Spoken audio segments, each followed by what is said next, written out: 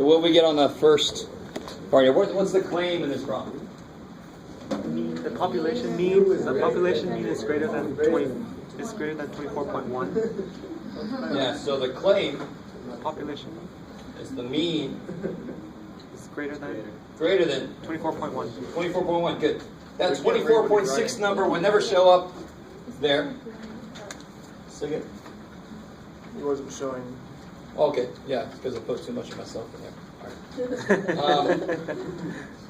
The sample information will never show up in your hypotheses statements because you don't even take your sample in the real world until you get an idea of what the hell you think's going on. You write down your claim and then you go get a sample. So which one is that? The HO or the H1? H1. Okay.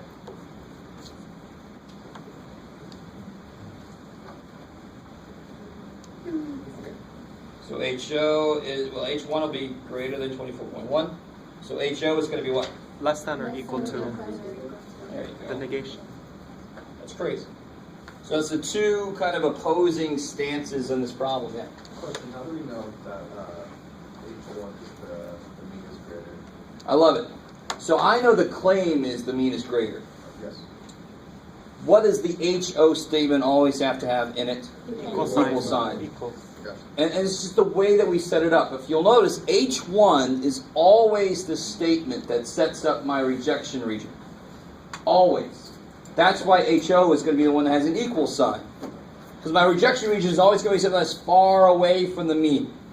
And the HO is the dude that says, it could be the mean. Right? He says, it's at most the mean. It's less than or equal to. So he'd be the dude in the middle. Well, my rejection region is going to be the one out here. In this case, it's one tail. 10. I've already forgotten which way it goes. That way for you guys. So it's going to be a one-tailed test. Greater, so it's going to be up here. I like it. How do we know so far? Good. It's a lot better than the first time we did this, right? This may be making a little more sense. Okay. T-score. T-score. Yeah, why T-scores? Because S is known and N is greater than 130. Yeah, definitely T-scores because sigma is Known. unknown. Unknown. We only have S. S is known. And N is greater than 130. N 30. is 134, which is greater than 30. Is central limit theorem, right? That's the dude that says if you get above 30, then your sampling distribution of means will be approximately normal. Yeah. For Z-score, is it the same thing? Like, is it the same thing except that sigma is known and Good. N is greater than So both Z and T require what? Normality. Right? They require that the distribution be normal. Either you're told it's normal or the sample size is big enough. But then the breakdown between the two is Z is for when the population, the sigma is known. And T is to cover your ass for only knowing S, the sample. Isn't that 1.5 for our standard But the standard deviation of what? The sample. That's the. I really got to make this clear because what's the distinction? Why were T-scores invented? Why were they invented? To cover our ass for not knowing the population standard deviation, only having an estimate from a sample. That's why they were created. Therefore, that's when they're used. Cool. So don't just say we know a standard deviation. You got to be. It's completely dependent on which one do you know, which standard deviation do you know. So what do you think I'd say if you actually knew the population standard deviation? I would probably say something like the population standard deviation, or like I did on that one handout. All people have a standard deviation of this. That's the population, right? All is the key word. So it has to be very obvious if it's a population standard deviation that we know. So we can use T-scores. Here comes your first bit of weirdness. N is 134. So what officially is your degrees of freedom? 133. Yeah, degrees of freedom is 133. Is your chart that well defined? No. So anybody remember what you do in that case? Be more conservative. To be more conservative, you go even 100. further down. 100. 100. I like it. Technically, even if you had 190 sample size, you'd still go down to 100 just to be more conservative. But I'm not going to fault you. If you got like 198 and you go to 200, I'm not going to say a damn thing. Yeah. Is there like a T-score chart that gives you like exactly what 133 is? Like, No, there's actually in the technology. Oh. Yeah, so someday I'll show you that. But not today. So if you have alpha of 0.005, it's a one-tailed test. Degrees of freedom is 100. That's where we have to go with. So one tail, 0.005, is going to be the first column, and then I stop at 100. So I get 2.626. Cool. Okay. I'll take that as a, yeah. T is 2.626. So then my rejection region is going to look like that. It's not negative, of course, it's up there. And how do you say that in words? If T star is greater than 2.626, Greater than 2626. we reject the HO, Reject the HO. support the H1. Support the H1. Cool. We'll support VH1. Just the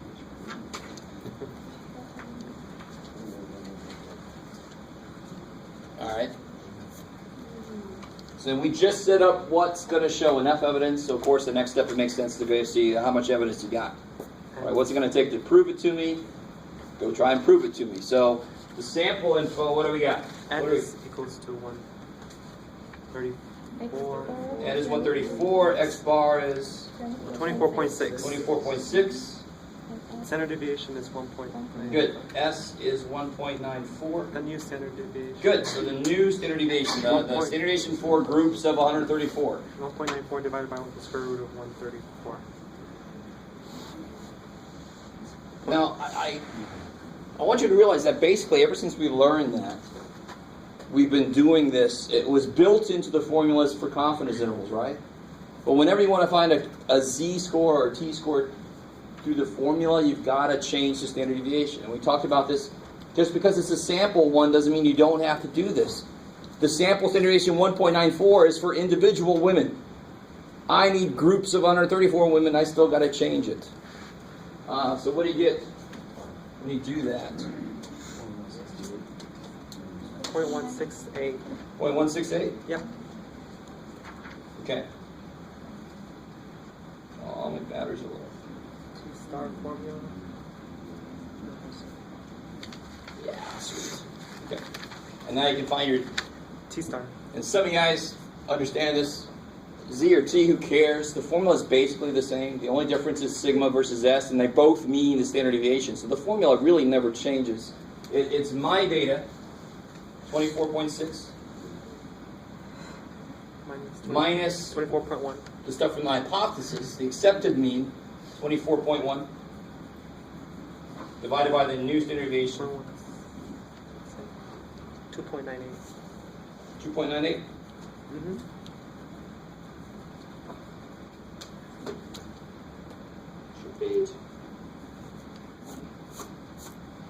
Now, some of you guys might not have expected this. I don't know if anybody stopped and thought, well, 24.1 versus 24.6.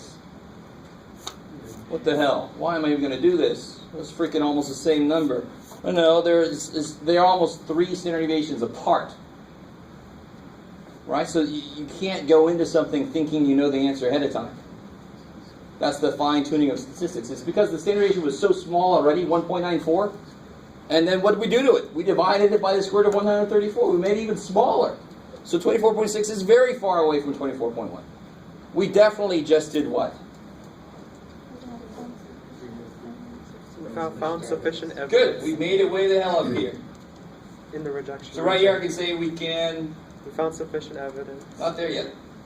We rejected H. And we supported H1. And I'm hoping... normally students have a lot of trouble with how the hell to word the last thing. Which one is my claim? HO or H1? H1. So then I use that language for H1, support. So I definitely made it in there. So we have not We have found sufficient evidence. This is why I don't teach English, because I believe very much in the double negatives. But we won't use it here. We have found sufficient evidence to support the claim. Good. And I want to use that language, support. We found sufficient evidence to support the claim. Is that the mean for women? Yeah, the mean age of women At the time of first birth is has increased. more, let's leave it better. Has increased from 24.1. 24.1.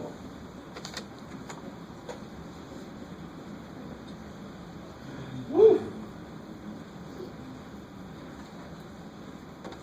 Now, if you can read that, that's pretty good. You should be a nurse or something. Be a weird doctor scribble. We have found sufficient evidence to support the claim that the mean age of women at first birth has increased from 24.1.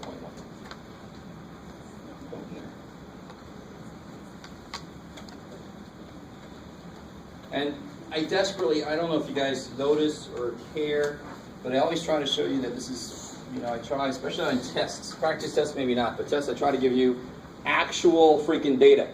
So it's not just me making shit up, because I do that sometimes on the board just to get an idea across, but statistics, it should be immediately useful. So I should be able to go take real data, apply stats to it, and then maybe make some judgments on that. So knowing this kind of thing, that the average age of first birth is increasing, what kind of effects might that have? The longer until a woman, I don't know if you guys know this, but when a woman gives birth, she actually gets some medical benefits from that. So the longer it is before the woman gives birth for the first time, she's not receiving those medical benefits until later. So maybe the health of women in their 20s might in general be worse than before, possibly. I mean, that's just one possible thing. But you guys see, this is just exploratory. And then you come in afterwards and say, well, it looks like we just shown evidence this is true. What is that going to mean? What should we be doing differently? Or is this a problem? Is this good? You guys kind of with me? So there's always the numbers. And I know I'm a math guy, but I love the idea behind the freaking numbers. What do they mean? And that's why I keep making you explain to me, what the hell did you just do? Because that's really what's important. What does it mean to us? What do we have to do? Is it good, bad? Do we have to do something? Okay. So, before we get into finishing chapter 9, I am going to ask you to do a problem from section 9.2.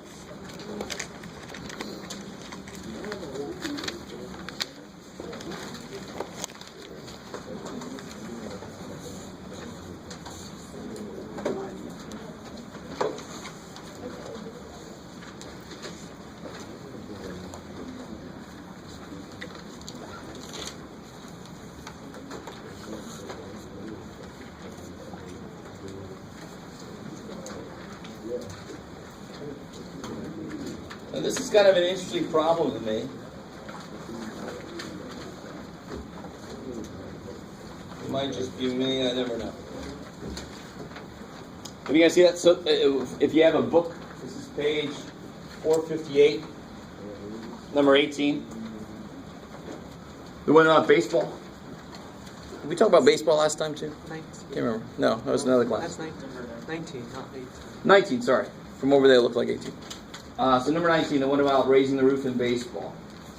So Houston was ordered to keep the roof of their stadium open. They thought this would suck because they wanted the noise kind of kept in, and the noise would give them a better home field advantage. Blah, blah, blah. Blah, blah, blah, blah. Houston won 36 of 53 games played with the roof closed, and they won 15 of 26 games played with the roof open. Treat these results as simple random samples and use it to test the claim. The proportion was at home is higher with a closed roof than with an open roof. Okay, so I want you guys to try to attack this. The most important first step is to summarize everything you're told in two groups, right? Call somebody group 1 and somebody group 2. Some roof situation, open roof, closed roof, whatever. And then underneath that, put your N1 and your P hat 1 and all that kind of stuff. You with me? The formula for this, remember?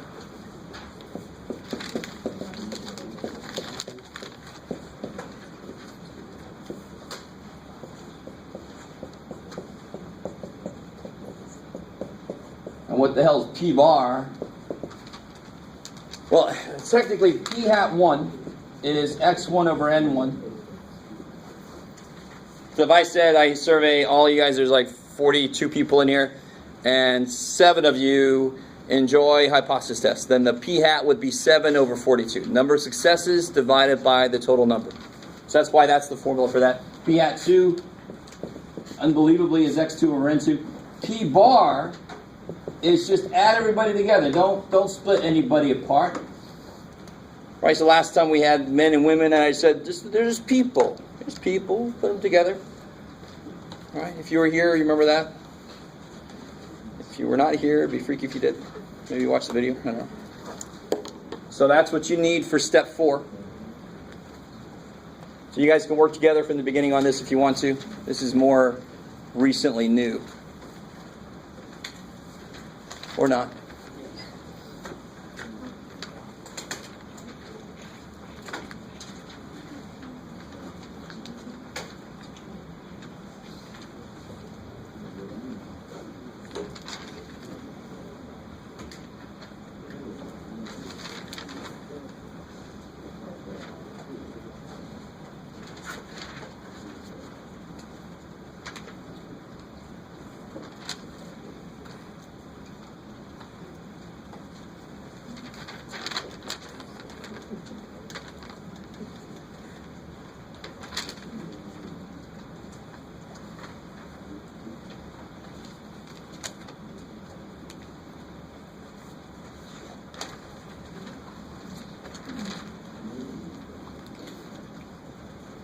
Supposed to... Oh, for 3 places, just like standard deviation. So at least 3 places. You can always do more if you want to.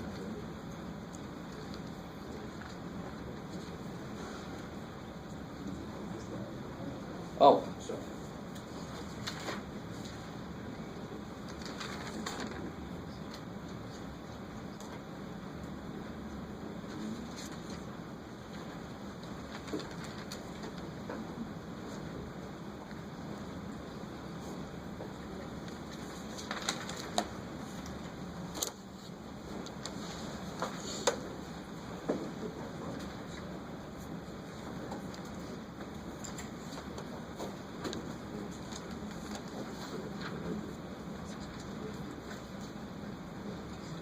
So yeah, this is just percentage of wins. So the losses, you don't have to put their name directly. You know what I'm saying? Correct.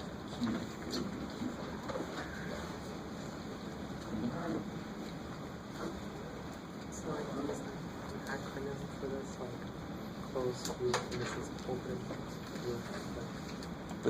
It'd just be better to say closed roof is 1, and then all the B hat 1 and N1 and all that before just a closed roof. You see what I'm saying? Yeah, that's the way to go.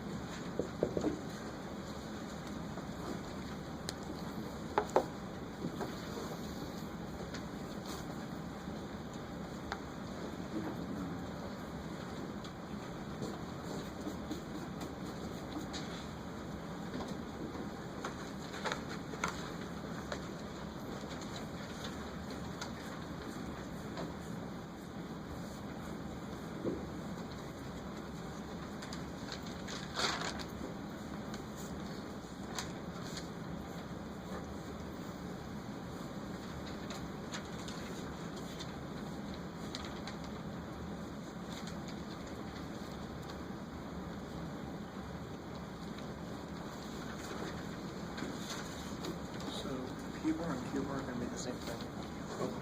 Yes. And then you get a subsequent P bar is this tool that just takes 1 and 2's information and puts it together. So it's kind of like neutral. So x is 36 and next to is 15. Yep. You got it. And n is out of how many total? Like, And it's the total. Yeah. because the formula is x is 1. Over N1. Oh, yeah.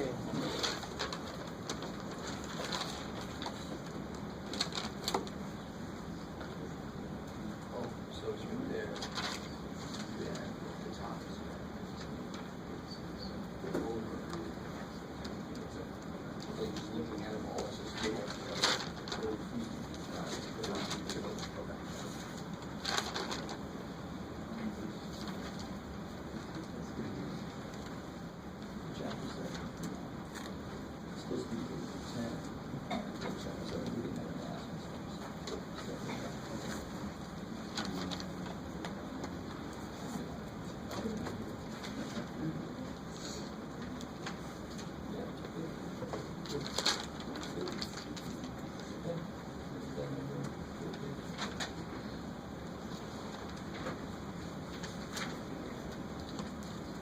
Just make sure you guys all understand. You're still doing the full steps, right? So just make sure we're on the same page. What's the claim here? So if you call the closed roof 1 and the open roof 2, what would the claim be? 1 is higher than 2. Yeah. 1 is greater than Be more specific. Not 1 is greater than 2, because that'll freak me out when Medine goes by. What's the bigger than 2? close roof. P1. It's bigger than P2. P2. So of course, which one is that? HI. That's the high. H1. The hose then. Negation. Less than or equal to So this is going to be a how many tail? 1 tail Okay. test. All right. So just make sure everybody's on the right track. The reason why we do P1 is greater than P2 is because they're asking us, does the closed roof appear to have an advantage or Higher. higher? It says right there. It tests the claim that the proportion winds at home is higher with the closed roof than with the open roof. So If it was higher for the open roof, then it it would would have been to, it would have been P1 less than P2. yeah. I don't know if you guys remember. You always put the 1 On first. the left side. So if it would have said that's more than that, I would have said P1 less than P2. It makes sure that you end up on the, because otherwise you're going to have a rejection region over here, and you're going to have a T star over there, or a Z star over there. And you're going to be like, what the hell does that mean? So be careful. Just always put your 1 first, because of how this is set up. 1 comes first in the equation.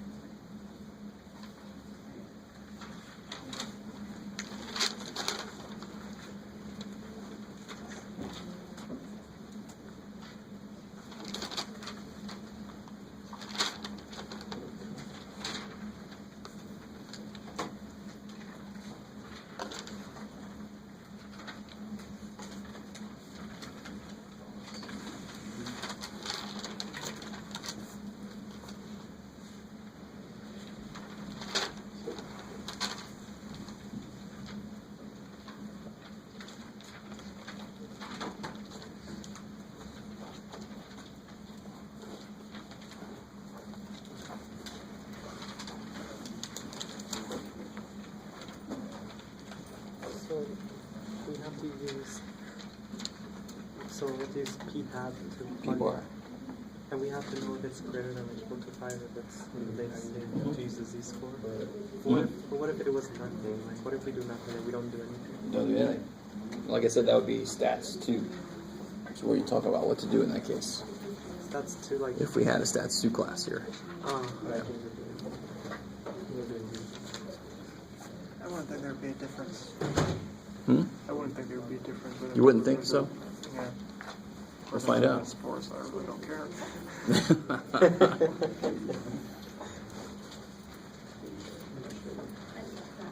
Oh, wait, did I say that aloud?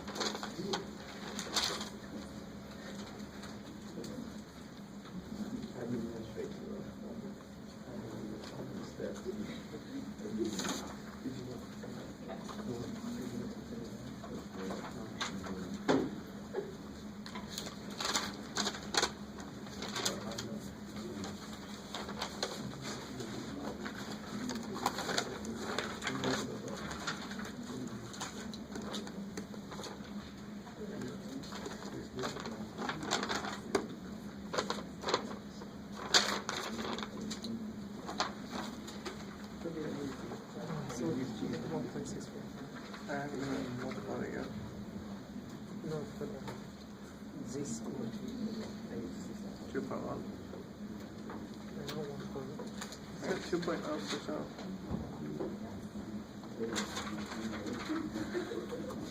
You use a smaller number. Sort of. No, I used the z squared for this one. Z score. Oh, yeah, because it's n, p, q. We're dealing with n, p stuff, so we use the z squared. It's crazy. Okay, z. Are we doing z because it's n, p, q? Pretty much, either you can do something and you use Z, or you can't do anything. So you never use a T for NPQ problem. Oops. Yeah, we never use No, I'll get even effects of the problem anyway.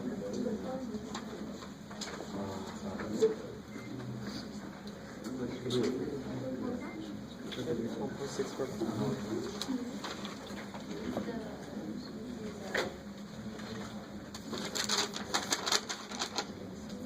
Pretty good. It's the same one. 1.960. Detailed test. 1.960. Oh, because no, we're not doing a two-tailed test. We're doing a one-tailed test. No, this is a one-tailed test because it's less. If it's an equal sign, it's a two-tailed test. So this is a one. This is a one-tailed test. The number doesn't do anything. It's not like it places T-scores and Z-scores out the freaking thing. Problem.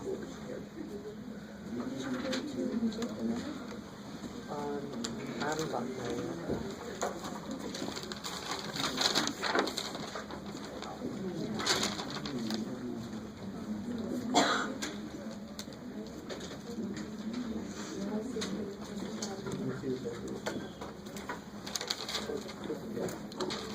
All right, so let's see.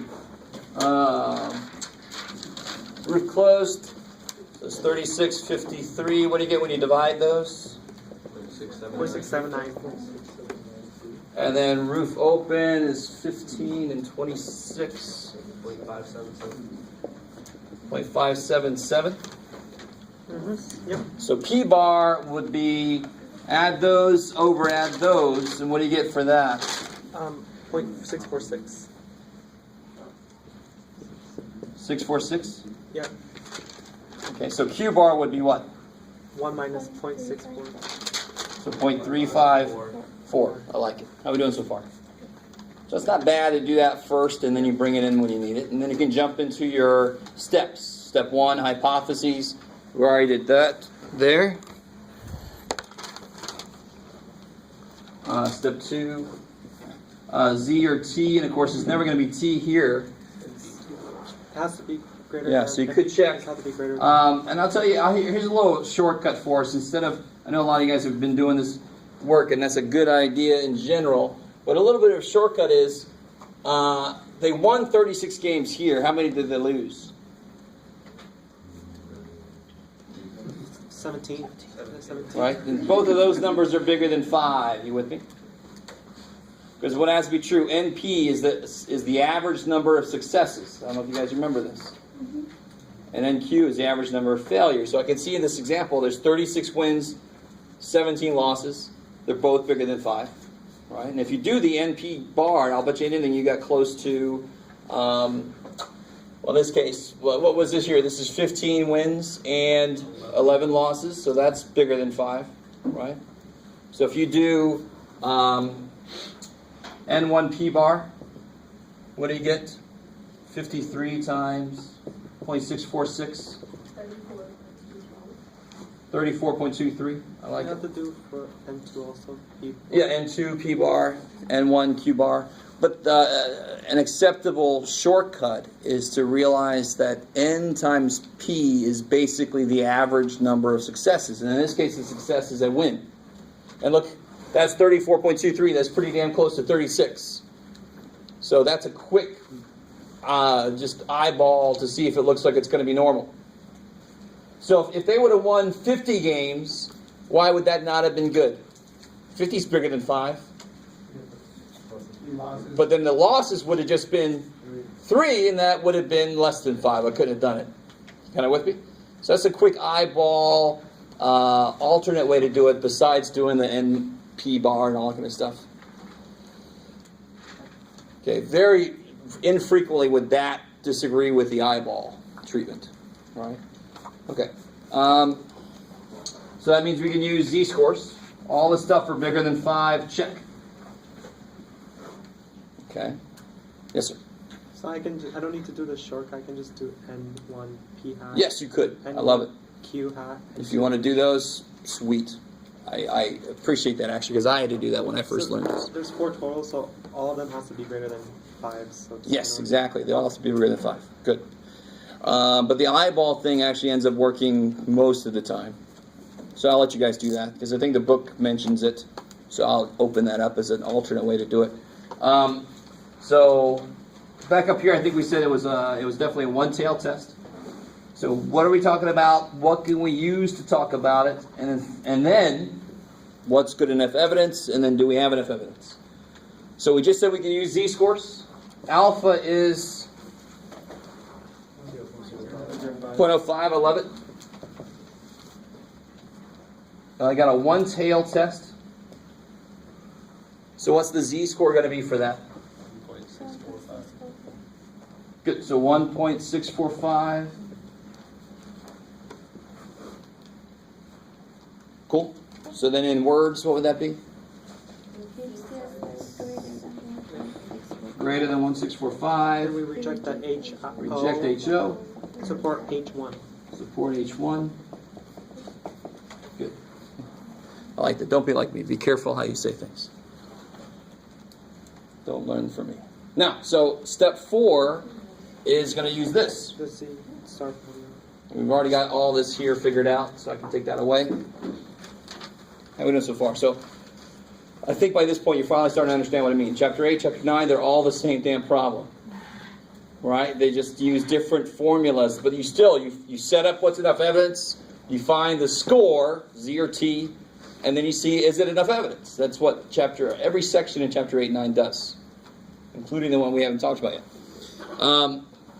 So if I put all my stuff in here, I get 0.679 minus 0.577 divided by the square root. P bar was 0.646 times 0.354 over 53 plus 0.646 times 0.354 over 26.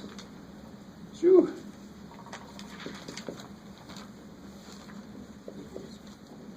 Okay, so let me 189.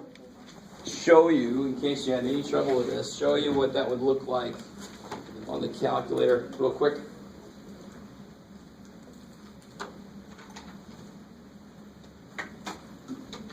Or, okay, there you go. So on the top, holy macaroni, why is it so big? Shell. Okay. All right. So then on parentheses, you put the top 0.679 minus 0.577. Divided by, you got your square root. Oh, look at that. So if you don't have the type that extends the square root, you have to put a parenthesis and don't close it until you're done putting all that stuff in. The minute you put a closed parenthesis, you're outside of the square root. This one here has a square root symbol that'll extend, and not many people would actually say that as excitedly as I just did. So as I write, the square root symbol is kind of following me, freaking me out a little bit. Let's see, 0.346 times 0.354 divided by 26. Oh, I don't need that, do I? I just hit over and then out. Yay. So is that what you guys got? Yes. 0.891, roughly? 0.89? Not found sufficient. Good. So I definitely did not do what? Found sufficient. Yeah, I didn't make it far enough. Here's 0. I made it point. I didn't even make it a full step away. So we failed, which is not bad. It's just that we didn't find evidence for something, and it might be a good thing. It might be, oh, thank God I didn't find evidence. So step 5 then. Now here, right here, I can say we got Z star is 0.89, so we fail to reject the hoe. Fail to support the high. Which one was my claim? H1. H1. So then I want to use this language. Fail. We have not found sufficient evidence to support the claim that blah, blah, blah, blah. That's, it kind of is this is an outline for how to write step 5. Some of you guys might be with me there. Fail means we have not found sufficient evidence. Support the claim. To support the claim.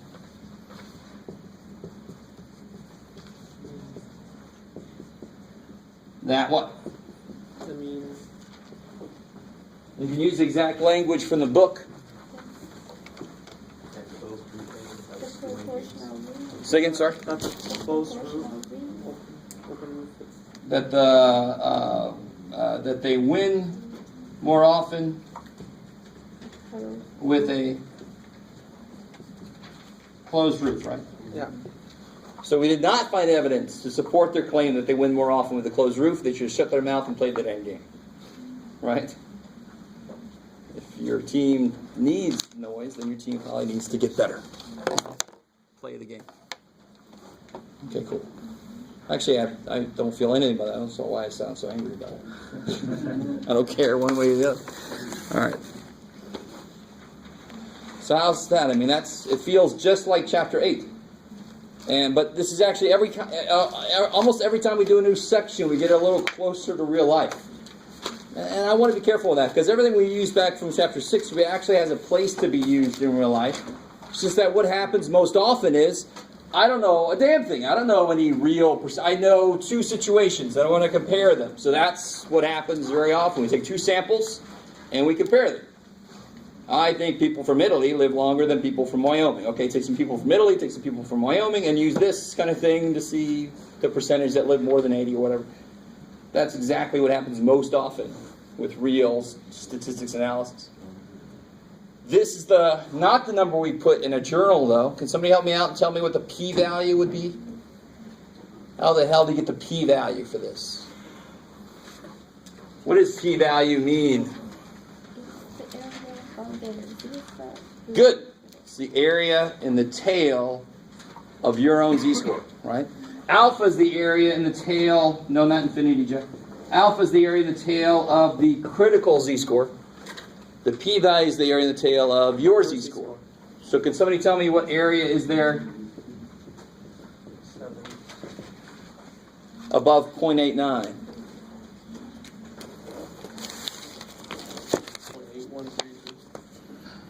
Careful. That's below 0.89. What's above 0.89? Oh.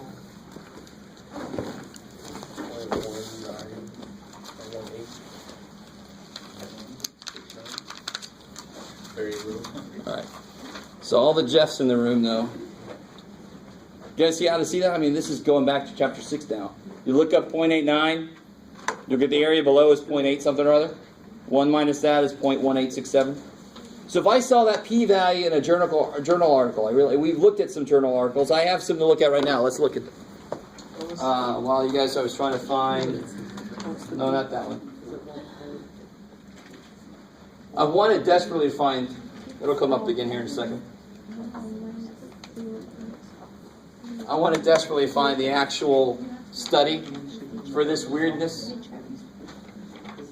Could eating chicken on the bone make kids more aggressive? That's awesome.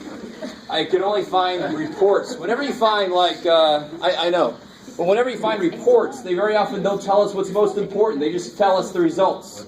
I want to know the freaking p-value. If the p-value is 0.05, what makes it better? What makes more evidence? A p-value that is smaller. That would mean that it's less likely that it happened by chance, that actually more likely that that actually happens. So that's what happened to me. That's just weird. Oh, okay. Yeah. Oh, I missed one. Somewhere I lost one. Oh well. Here's something kind of stupid about walking improves creative thinking. But there's a lot in here that we can relate to, believe it or not. Here's the p-value, for example, for one little thing. We see some p-values. Look at this, p less than 0.01. So, 0.001. Yeah, p less than 0.001. So they're talking about how walking and different modes of walking, how it affects us creatively, how it affects the cognitive tasks. So if I'm looking at a journal article, I might gravitate to the p-value first, and if it's really impressive, I might then get into the what the hell does this mean? And then I'll get into the how the hell did they figure it out? You know, what the hell did they do? Just go, how creative are you feeling? I hope they did more than that. Feel good, man? No, it's not good enough. Draw me something. Do something. I don't know.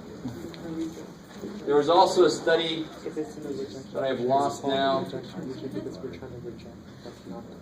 Shoot. Oh, well, too bad for me.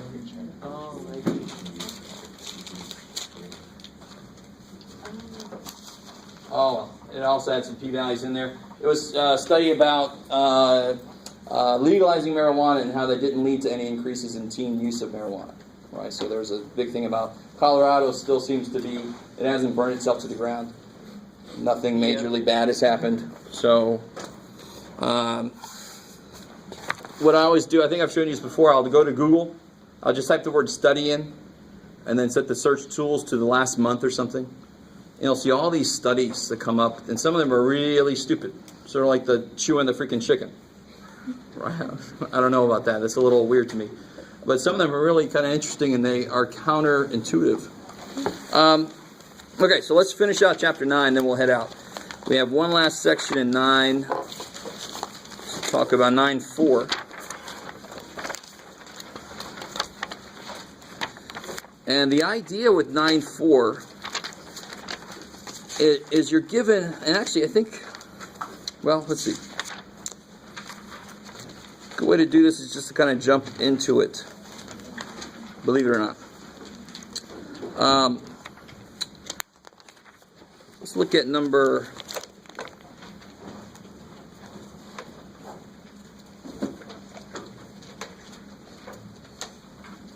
Oh, here we go. This is mildly interesting. Holy crap, that's a little interesting. Oh, alright, what the hell? We'll do that one. This is page 483, number 15.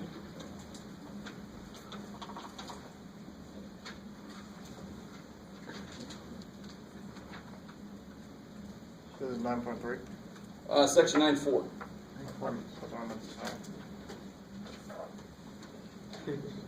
Holy crap and a half. Alright, this thing is really freaking out. I really want to focus on that pixel, on that drop of ink. I have to. Alright, freeze. Okay. So, I going into 9.3, I explained the difference between 9.3 and 9.4. 9.3 is two independent samples. So I have women's grades versus men's grades. Right? Just because the women are doing better, the men don't suddenly get like the vibes, oh, I'm doing better now.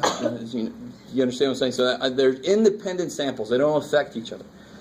This would be dependent samples. And it's not really, I got to be careful how I say this. It's not that they necessarily affect each other. It's that the most common type of problem would be you take an SAT test, you suck at it, you take a Kaplan course, and then you take the SAT test again, and you do much better. So you take a sample of people and see how different their score is to test whether or not that Kaplan course has an effect. Or a weight loss program, or you could even do drug studies using this model, right? The number of headaches you had before versus after, the severity of it versus after, right? So you are the one thing going through, but you're going to have two paired data points.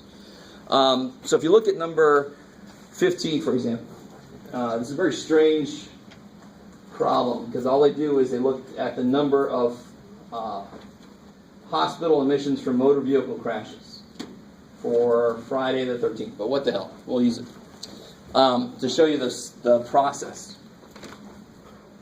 So what's the claim in this problem here if you read through it? Is this saying you're more lucky on the 13th and more vehicle crashes Yeah. than on the 6th? Are not affected. There you go. So the claim is that the number of vehicle crashes are not affected. So what does that mean? In fact, looking at the data, what do you think? I mean, very quickly looking at the data, it looks like it is affected, right? So they, this is each, let me see, where do they set this up? Blah, blah, blah, blah, blah. The number of hospital admissions resulting in, so they must have went to different hospitals, it looks like. So this is hospital A, and this is how many on the Friday the 6th and how many they had on Friday the 13th. And then hospital B, right? So it's like person 1, before the diet, after the diet. So this is hospital 6, before the 13th and on the 13th. You guys kind of with me? To see if the 13th has an effect. You can do the same kind of thing for a full moon. And there's been a lot of studies about the effect of full moon on ER situations. Right? And there's actually evidence that weird things happen. So a little backdrop then. What's important to look at here? And how the hell am I going to do this? I have like a whole set of data for prior, and then a whole set of data for on the 13th. But I have to do something first to create a single set of data. Add them together? Not add them together. Subtract them? Because if the whole idea is, the claim is that it has no effect. And if that was true, then there should be no difference between them, right? So the whole problem is built on, is there a difference? Is there a difference for your SAT grade before and after the Kaplan? Is there a difference, number of accidents before and on the 13th? So it's all about differences. So I want to make a list of data that represents the differences that I see. So my difference list would look like what? No, just pure. What's the difference in the first? 4? 6? 3. 3? Careful. -1. -1. I like it. So you have to choose. So I'm doing like new minus old, new minus old, new minus old. New minus old is -1. 1, 1, 7. 7. So it kind of makes sense. -1 means at that hospital they had 1 less. So that's what the negative means. If you gained weight, it would be negative loss, right? We've seen that before. Okay. So this is the data that I want to use. Now, what's what's really cool is once you've created this list of data, you just have to find what 2 most important things that we're going to need. What are the 2 most important numbers that I can calculate in statistics? The mean and standard deviation. I love it. So the mean of the differences and the standard deviation of the differences.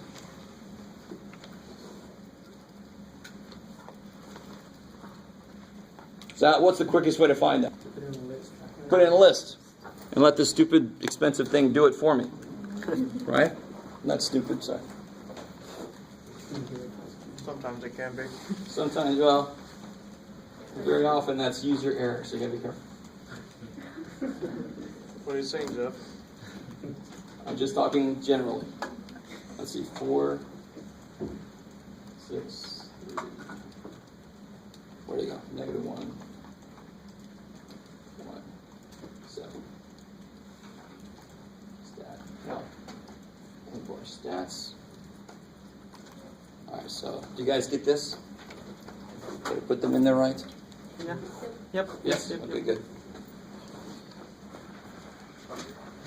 Oh, let me be careful. I don't need to say this. All right, I don't know why I just did that.